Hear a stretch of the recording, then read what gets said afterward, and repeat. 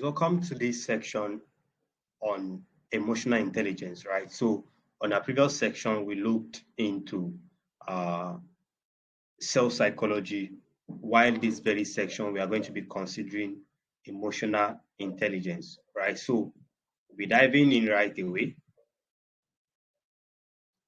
So, now the question here is how do you manage yourself and other people's? How do you manage yourself? How do you manage other people's feelings? How do you manage and understand your own feelings and other people's feelings? So that's what we are trying to look into with respect to this emotional intelligence in your quest to making sales in your business, right? So it is very important to understand or to know that uh, what triggers your emotions and how that affects your behavior contributes to how much sales you are likely to make. So this is more of also how to manage intense emotions and change destructive feelings into what a productive feeling.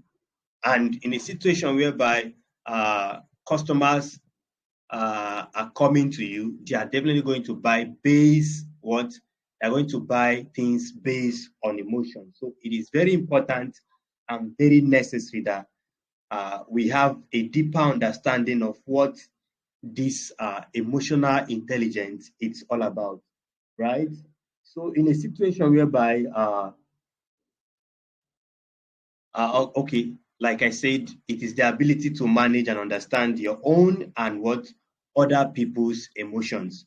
And it is very important to know that these are some of the things when you are emotionally intelligent, it helps you to build better relationship with your customers and not just relationship to also be able to make sales from your customers.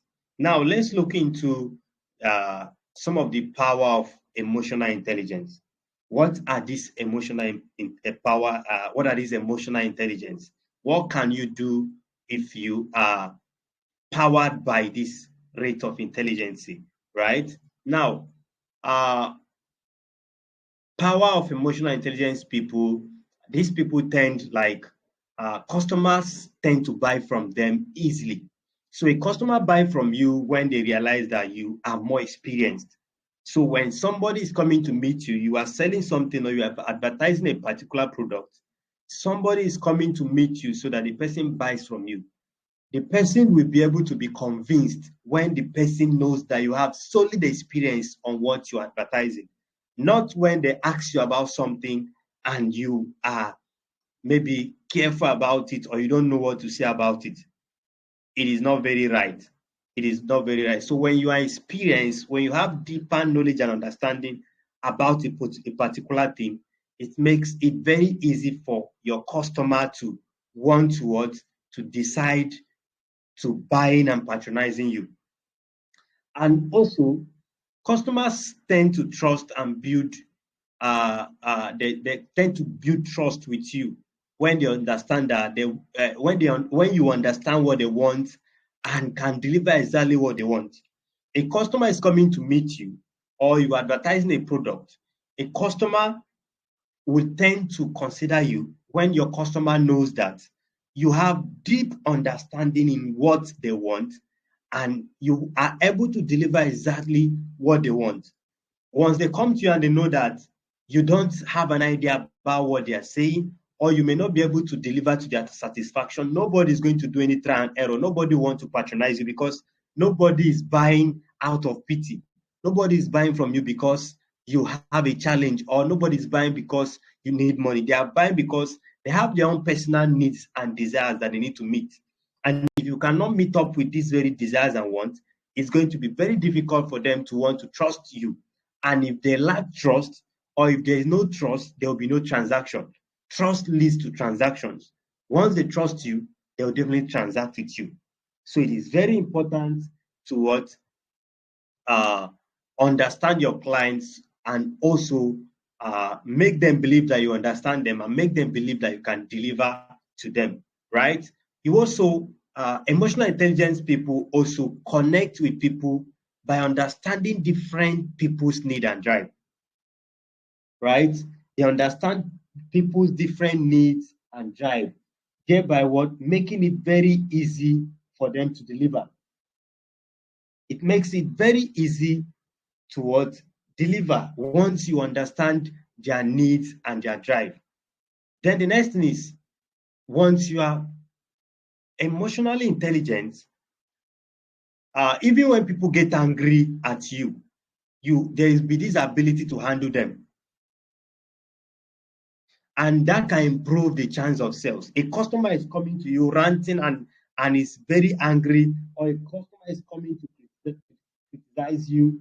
How are you able to handle criticism rather, right? How are you able to handle these critics? How are you able to handle them, or how you're able to handle them determines how well you are going to make sales. They will help improve your chance of making sales. So you don't just because maybe a customer came very rude at you, you ignore the customer because the customer is rude, or maybe you ignore your customer because your customer is not sounding well, or your customer is not respecting you, or your customer came to you and did not greet you, or maybe you greeted your customer and your customer did not reply, or maybe the moment they called you, they started insulting you. No, you don't jump into what? You don't jump into concluding that because your customer is not treating you well, you are not going to be easy with them. You need to be easy with them because that would determine how well you are going to make sales, and not just sales, how well you are going to stay with them out of the trust you'll be building, because it is very important and very vital, right? Then the next thing is how do we improve sales using emotional intelligence? You know, like I always say, the end point of every business is to make profit, right? You are not doing business out of charity. You are doing business because you want to make profit. You want to make returns. You want return on investment. So whatever it is you are investing, there's this expectation that you are going to make something out of it. So it makes a lot of sense if you can improve sales. And what are the ways to do this? You can be emotionally intelligent and you can use that knowledge to improve sales. Remember, the definition of emotional intelligence earlier was what? The ability to manage and understand yourself and people's feeling. That's you are able to manage your own feeling and other people's feeling. Do you feel bad when somebody talks bad at you? If you feel bad when they talk bad at you, how are you going to react? How are you going to address that? That contributes to how well you are going to make sales. Imagine if a customer walks into your shop and the customer shouted at you and you shouted at the customer back. That we don't tolerate such nonsense here. Your customer will feel some persons will actually, it's very wrong for a customer to shout out you actually.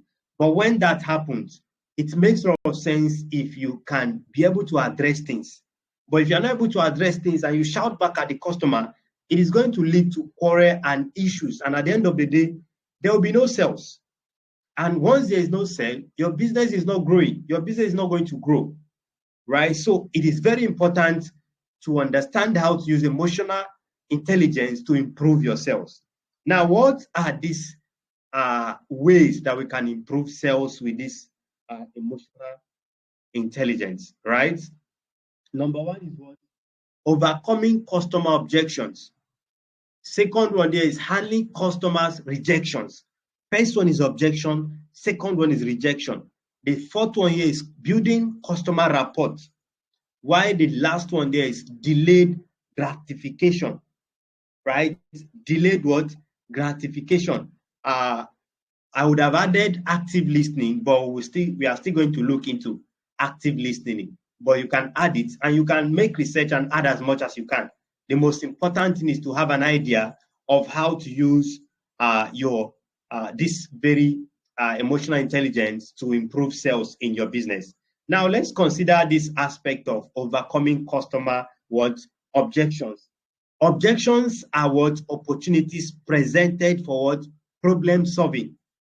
Once there's an objection, it means something is wrong. and for somebody to object you, it is what providing you with that privilege, that opportunity to come in a better way to handle that very issue, right? So that the customer come up with trust issue. Maybe the customer was like, I don't trust it. I don't trust this. I don't trust what you are saying. It is not a guarantee, right? It's not a guarantee that you are not, you won't be able to make sell out of them. It is very possible that you can make sell out of them, right? So you can turn around any opportunity if it is made available, any objection into an opportunity, and make sell out of it, right? So you don't need to bother about, for instance, you don't need to bother about electricity as it comes with a solar system that traps sunlight, or the use of an inbuilt battery that can last 10 hours, right? For instance, if a customer is buying from you and the customer will like, before the customer will come up with an objection, you've been able to what? Handle this objection. Somebody is buying, maybe somebody is complaining of electricity not being stable in his or an area. You can come up with a solar system, and you can present it to them by telling them that with this solar system, they'll be able to handle this electricity issue. Now, you should have it in mind that your customer should be interested in knowing how well the solar system is going to last, right?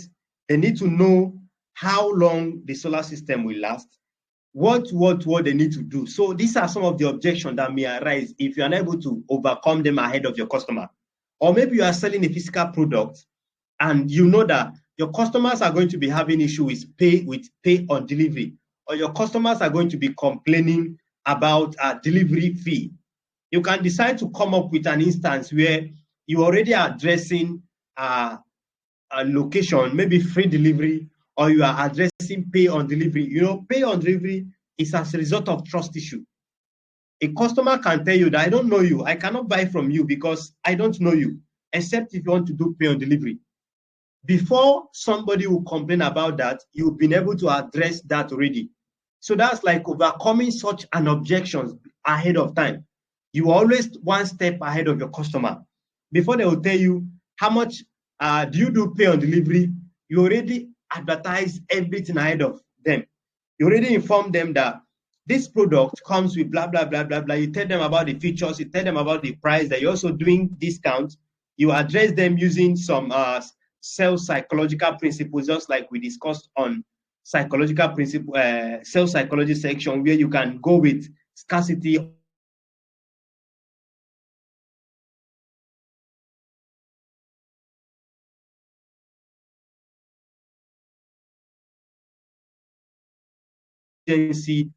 reciprocity, curiosity.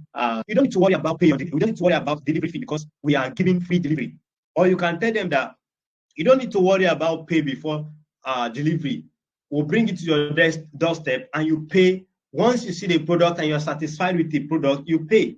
A customer will be very happy. So these are some of the ways to improve sales online. So if you're managing your business, or you're managing somebody's business, or you are teaching them about sales, it makes a lot of sense if you can address some of these customer objections, right? So that is number one. Number two, there is what? Handling customer rejection. It is very possible that your customer can reject you. It is very likely that a customer can reject whatever it is you're advertising. But then it makes a lot of sense once you can turn these rejections around, right? Now, rejections are more of feedbacks to improve your tactics, to improve your techniques, to improve your strategies. So all you need to do is what? Take a critical look at what was wrong and find a better way to make it work out, or find a way to make it better, right? Maybe somebody bought a laptop from you, and when the laptop got to the person find it very difficult to get maybe a charger that will fit into that laptop, or the person complained that there was no laptop bag and so on, or the battery was not lasting. You should take a look at some of these rejections or these areas and try to address other sales that you'll be making. Now, if a client is complaining about bag or charger not lasting, or maybe charger not strong enough, or battery not strong enough, that's an idea towards, that's a feedback, an indirect way of feeding you, right? With what he or she is not okay with. That's rejection. Now, it is up to you to table all of these things, take them down, take note of these things, and try to improve. So if you are making any sale next time, you should check well, you should try to test the battery, if the battery is sound enough, if you need to add bags or any other thing. So once you get any rejection, any feedback from a customer, it is what an added advantage to improve more. So you can not always get positive feedback from your customers. It is not normal, right? So that's that. Then the next is building what? Customer rapport. So you need to try to blend to anybody that is standing in front of you. Whoever that is coming to you to patronize you, whoever that is coming to you to buy from you, there is need to be able to blend to them. You blend to someone, you address someone according to the kind of person that is standing in front of you. Have you ever thought of when you put a call through to a customer service and the opposite gender receives your call? As a guy, you call MTN, and before you know, a lady will pick. And hello, welcome to MTN, blah, blah, blah. Or you call a business line, a lady will pick. Or as a lady, you call, either a man will pick or a lady will pick. You know, as a lady, if you are calling, you can relate easily with a lady, relate easily with a guy. But as a guy, guys don't relate easily with themselves. Even though ladies are too, they don't do that much. So it makes sense when, if a customer is calling, you know that this customer, maybe you have information about this customer, and you figured out that this customer is a particular gender, you can blend with the customer with the opposite gender. Like they said, unlike charges attract, like, right? It works perfectly. It works perfectly. There are some guys, once they call and it's a lady, they will, even if they were initially furious and angry, they will just decide to respect themselves. Or maybe they walk into a business, they walk into a plaza or a business or an office, and they meet the receptionist, a lady, a beautiful lady. A guy will look into, or will try to like blend immediately. The guy will look at how beautiful the lady is, and before you know it, he will just be handling things in a normal way. But not all guys actually. But this works. This works a lot, right? This works perfectly. So it makes sense when maybe somebody who speaks very fast is speaking to you. You should blend with that person. You should speak fast. Somebody is speaking to you and you are counting words. The person, there will be no blend, right? Or maybe somebody calls you, is a very calm, the person is counting words, very calm, and you are shouting blah blah blah, sparkling. You need to blend to how people stand in front of you, to how people are speaking with you. It is very important. It contributes towards winning these customers and increasing yourselves. So as a social media marketer or a social media manager, it is very important to consider some of these things so that you can improve sales in either your business or your client's business or in whatever it is you do. Once you understand emotional intelligence, you will be able to make so much sales. You'll be able to handle people the right way, and you'll be able to convert them into sales, so that you don't end up chasing customers away and not making sales, right? Then the next thing here is what? Delayed gratification, right? It is always better to allow sales process to take time. Very important. Allow sales to take time. Don't rush into sales because maybe they are interested, but always look out to win them the right way. Always look out to win them the right way. So don't force people into wanting to instantly, or else they will have this feeling that this guy is just interested, or this guy is out of something, or there's something fishy about this guy or this particular person, you are telling your customer, this is the account, you can start payment immediately. When the person is trying to know about what you have, you're already rushing that person to make payment. The person will feel like something is wrong. And at the end of the day, the person may end up not paying. So you need to take things step by step. Allow them to take their time. If they want to know about the product, explain the product. If there are benefits that they need to know, if there are side effects they know, and you can address them, allow them to ask and address them. If they have objections or have reasons not to buy, try to blend with them, right? Try to blend with them so that you should be able to handle some of these things, so that at the end of the day, you should be able to handle sales, right? So it is very important to apply some of these emotional intelligence ways or principles to improve yourselves. Very important, right? So the next thing is what? How to deal with difficult conversation. How to deal with difficult conversation. As somebody who is emotionally intelligent, as somebody who has the ability to understand and manage yourself and other people, you will be able to handle difficult conversation very well. Then how do we handle this difficult conversation? Number one is what? Active listening. Active listening. Imagine someone showing in front of you with maybe a very tough face. Somebody is standing in front of you with a face very tight, as if the person will kick you, right? You should be able to address this person. You should be able to pay attention to whatever it is the person is going to say or communicate, so that you'll be able to address whatever it is with the person, right? So remember, we are dealing with social media marketing and social media management. So for a situation whereby you are managing a brand, you should be able to have conversation with your customers. Customer relationship is very vital and very important. And these are some of the ways to handle them. Whether sales, or maybe you are building, or maybe trying to build in trust, it is very important to learn how to handle difficult conversation, and active listening is part of it. Active listening is part of it. For instance, somebody is telling you that the mic is bad. It doesn't work as expected. A customer bought a microphone from you, and the customer is complaining that the mic was bad, or the mic is not as good as the person expected. Now, some persons may want to reply like, I understand, I will see what I can do. That's very wrong. In as much as it may make sense to some people, it is very wrong. Replying to a customer that I understand, I will see what I can do. That's very wrong, right? Right?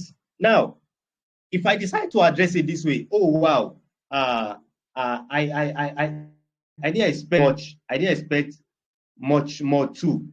So the entire product is pretty much broken.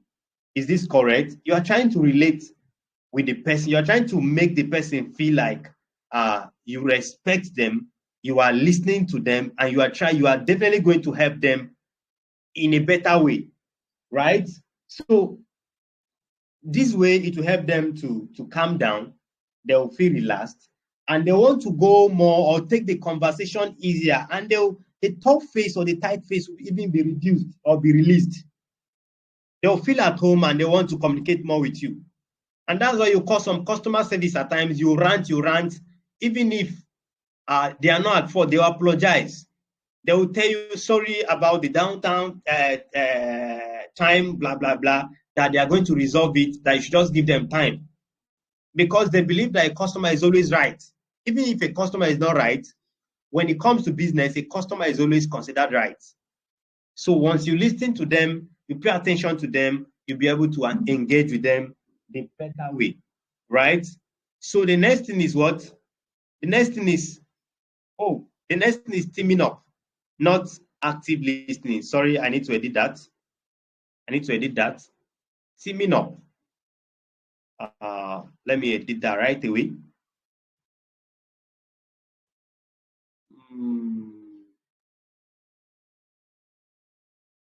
Okay, let me just leave it.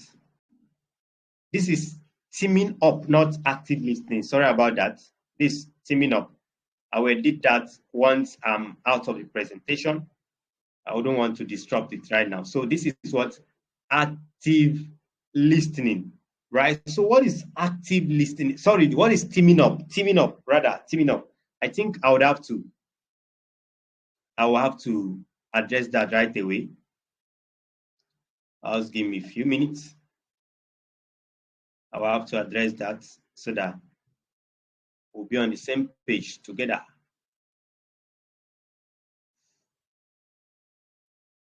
All right, so here is where we are.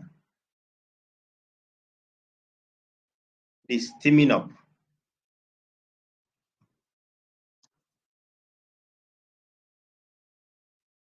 All right, so this is it.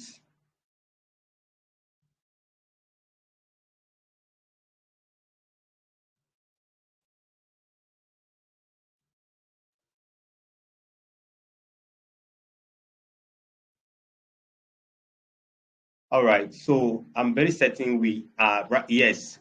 So this is what teaming up, that's the second way towards handle difficult conversation. What do we mean by teaming up? For instance, if somebody bought a product, right, yesterday, and it stopped working after just a few hours, and the person was like, it's completely unacceptable, and the person doesn't want to accept it, right? It will make sense if you respect in a way that you are agreeing with the person. Yes, if a product is bad, it doesn't want the acceptance. You shouldn't accept it, right? You are in a way agreeing with the customer, so you are teaming up with the customer. The customer will feel at home, and the person will feel ease. And in a way, you are winning the heart, and you are trying to solve whatever it is that is on ground, right? So some persons, a typical reply will be like, did you follow the manual? Or did you drop the product and change it at some point? This is very wrong and not encouraging. It's very rude and not encouraging, right?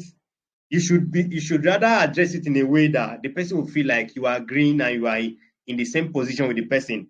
For instance, I can reply like, it's definitely unacceptable.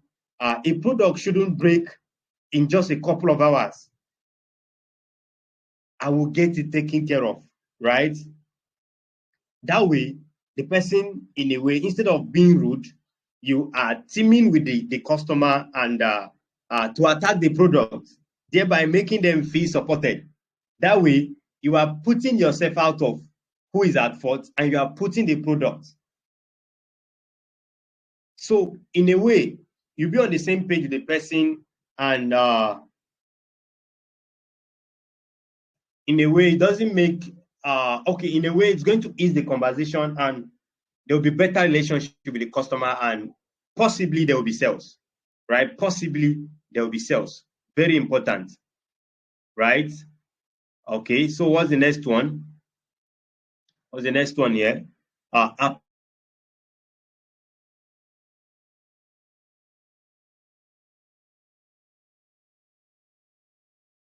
Appealing repeat back. Appealing repeat back. What are we referring to repeat back?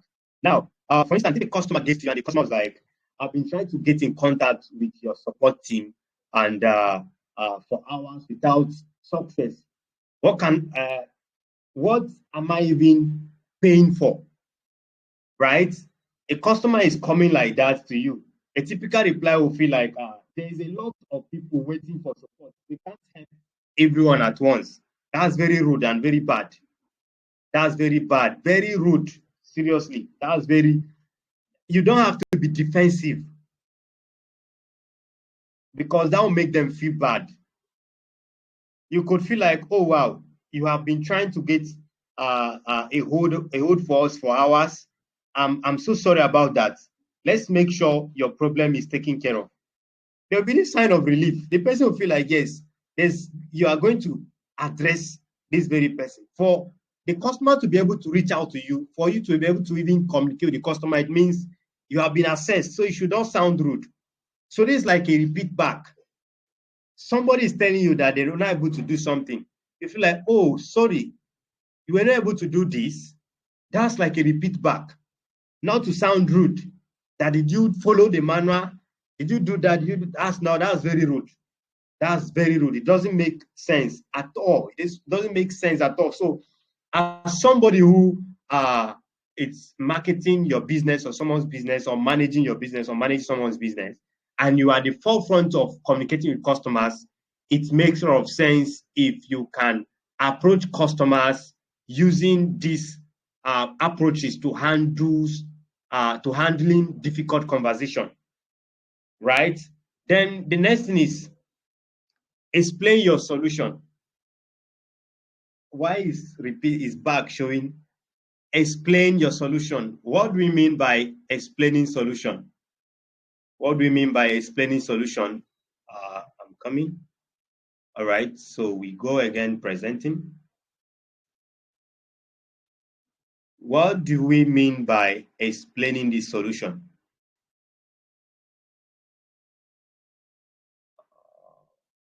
Sharing my screen again. All right. So what do we mean by explaining the solution? For instance, somebody is coming to you to buy a particular product. Maybe somebody came to me and the person is like, my ad is not showing, or my advert is showing account error. Some persons may reply like, I'm sorry to hear that. The problem is not from my end. That may sound good, but doesn't sound really professional. Or if I tell you that it is not from my end, it is from Facebook, you should contact Facebook. It's not really right. It's not really right. I can decide to like, oh, I'm so sorry to hear that. This is what we will do, right? This is what we'll do. We will take if there are funds on the other account, or we'll reach out to their support team for help. In a way, you are explaining how you are going to resolve it, and they are going to know that yes, this is likely what is wrong, and this is what you will be able to do. And if at the end of the day this approach doesn't work, they will have this feeling. They will know that yes, you actually offer to help, and this is beyond your assistance, and they understand with you, right? And once that is in place, you can also come up with a way of trying to get feedback from them, because the solutions will help you. If you're able to address them, you're able to explain or able to tackle some of these solutions, it makes sense if you can get feedback. And that takes us to the last point, which is what? Getting feedback. Getting feedback as a part of what? Handling customer objection. Getting feedback in handling customer objection, right? Seems like my page is not showing. All right. Okay. All right. I think we are good to go. Yeah. So getting feedback is another thing. For instance, okay, thanks for the help, right? When you get responses from customers about a solution offered, right? Ensure to also try to know more by being specific. If their problem, right? If their problems were solved, and also inquire if there's anything else you can help them with. In a way, you are trying to you are trying to get their feedback. In as much as you're not telling them to send you a review, a feedback, you're asking them, has so been solved? Has this been solved? If it has been solved, they will reply, yes, it has been solved. You've automatically gotten a feedback. And you'll be able to ask them if there are other ways you can help them. In this way, you'll be able to address issues with them, and it will make sense. And this can improve sales. Your communication with your customers can lead into reputation in sales. They can come back and they can even bring other customers to you. So that's very important. Very important. So now we move into the different steps to master emotional intelligence, right? There are different ways to master emotional intelligence. Emotional intelligence will help you improve yourselves, because you'll be able to what? Handle people. You'll be able to deal with people. So these are some steps that will help you master emotional intelligence very well. Number one, here we have what? Self-awareness. Having knowledge about yourself, knowing who you are, will help you to address customers. Then self-regulation, we have social skills, we have empathy, we have motivation, right? Now, in terms of self-awareness, you can do daily journals, like you can write down the biggest event that happened during your day, no matter how big or small it is, so that from this event you can know more about yourself, right? You can have this self-awareness, like I stated, is just like trying to know more about yourself. So you can add in your thoughts about the event. So for instance, how was your day? You already, from the how was your day, you could figure out what happened during the day, and you know, yes, this is about you, right? When you are angry at a point, when you are able to address something at a point, you are trying to know more about yourself. You are putting down things about yourself. Now you could do daily reflection. You could reflect about what happened. How was your day? What happened? What happened that you liked? What happened that you didn't like? You can reflect on these things. What did you learn? Put them down so that you can have a clear understanding about yourself.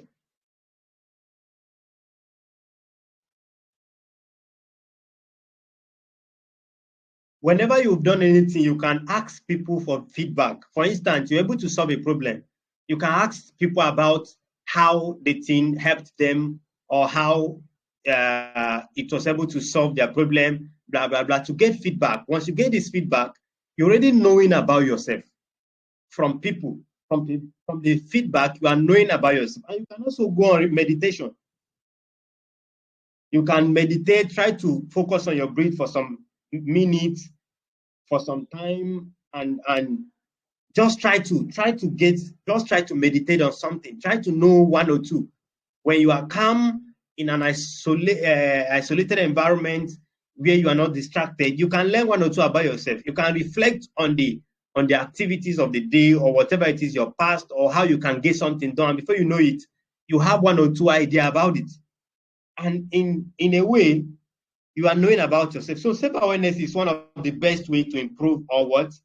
Increase your first awareness. So you are in a way knowing about yourself, right?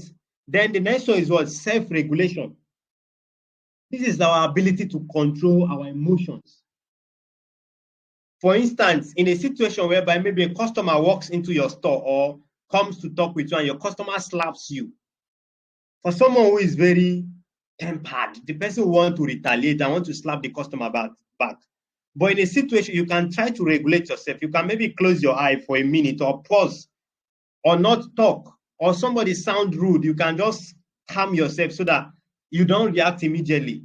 In a way, you are regulating yourself, right? You are regulating yourself.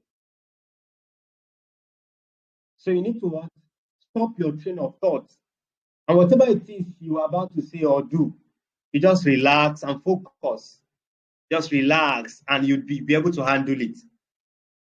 You can do some other things, like maybe you can do some daily scan. You can scan your body for any areas of your tension. Maybe if your heart is beating or your hand is shaking.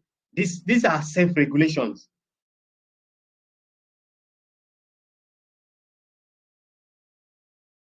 Right? Now, the next is social skills. And this has to do with how to relate or connect with people. First was how to relate with yourself.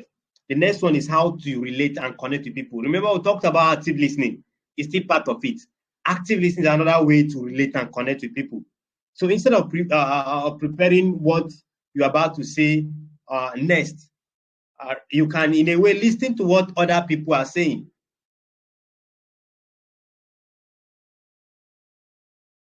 So you can ask follow-up questions based on what they are saying.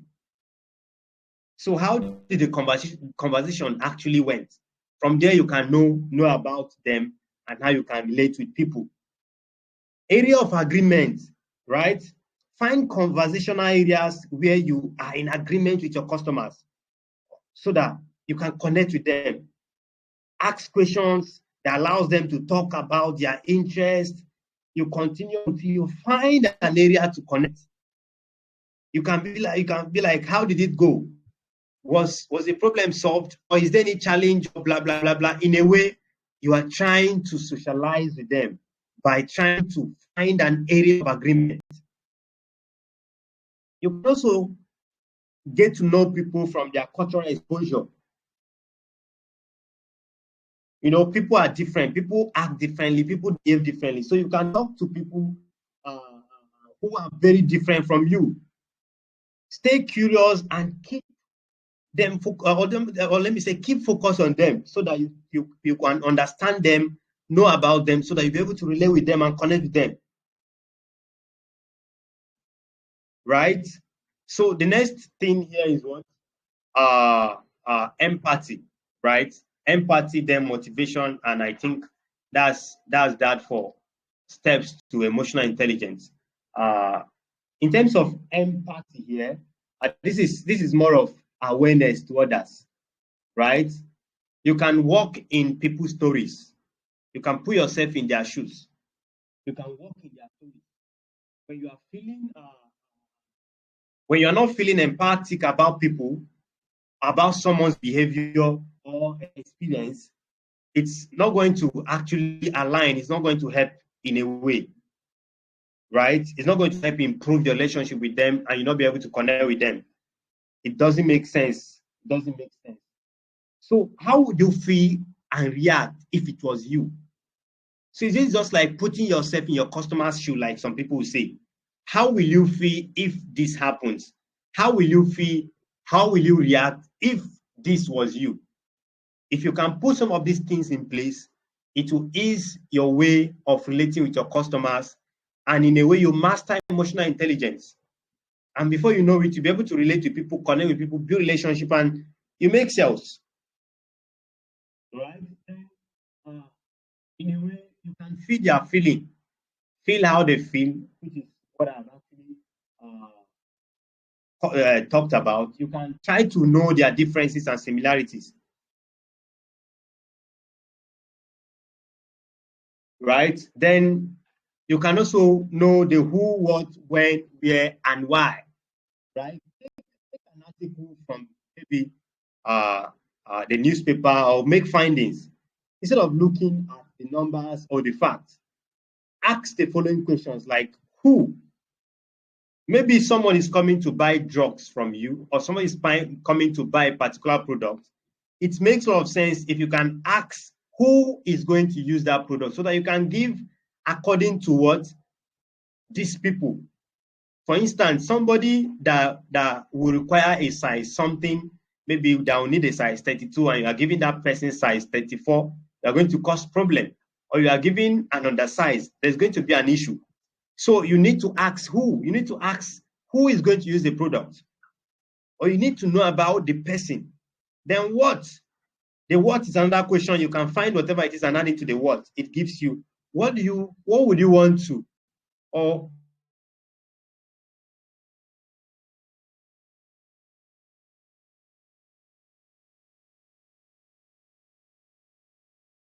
what would you want to use the product for? These are questions you need to ask. And blah, blah, blah. In the way you are connecting with people, right? Yeah, why? These are all questions to consider. Then in terms of why do you do what you do? Why do you do what you do? They keep the motivation behind whatever it is you do keeps you focused and consistent. You have what drives you, what moves you into doing what you do. You will stay very consistent and focused. But once there are no goals, once there are no motivations, you'll be very tired. You don't want to do anything. You want to carry on with whatever it is you do. Right? So you need to set goals. These goals will make things easier to stay motivated. If you know what you want to stay motivated, they help you stay focused, and before you know it, you stay consistent because there is something to hold on to. There's something to stay with. at the end of the day. You are doing this because there is a goal, there is a target. You are doing this because you want to make sales. You are relating with a customer fine because you want to make sales. You are connecting with the customer because you want to make sales. You are taking feedback because you want to make sales. You are actively listening because you want to make sales, right? Once you consider all of this, it makes so much sense, right? It makes so much sense, and you'll be able to master emotional intelligence, and at the end of the day, you will be able to win your customers by what? Connecting and understanding with them, and you make your sales or you keep them. There are some customers that will come to you that may not buy instantly. You can turn their connections or their network into your what? Customers. That way, you are able to what? Build your network. You are enlarging your network. You are more like, it's more like connecting with their networks by increasing your traffic. You are building, you are leveraging on what you already have. An already existing customer is a chain of more customers. They have other people that they can talk to about what you do. And that way you can get customers even without advertising. So it makes a lot of sense if you can relate with people the better way, the right way. So that's that for the section on what? Emotional intelligence, right? So the next section will be speaking on persuasive and influence, right? Ensure you go through the video if you need to go through the video again so that you can get the concept of this emotional intelligence so that you can apply it into your business or into whatever it is you do that has to do with customers. It is very important. Even if it's a charity organization, whatever it is you do, it is very important to have this knowledge of emotional intelligence so that you can relate with them, you can understand your customers, and you'll be able to manage your customers.